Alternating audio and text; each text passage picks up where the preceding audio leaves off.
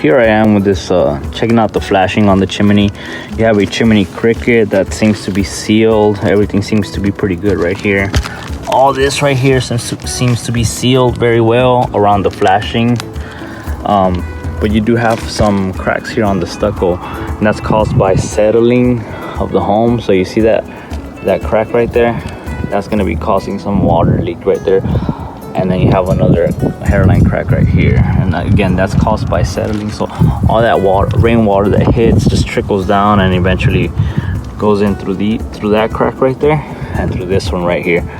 So you just need to be to do a reseal right there, so that something that actually has an elasticity to it, so that it stretches as the chimney continues to settle, and it'll still be watertight.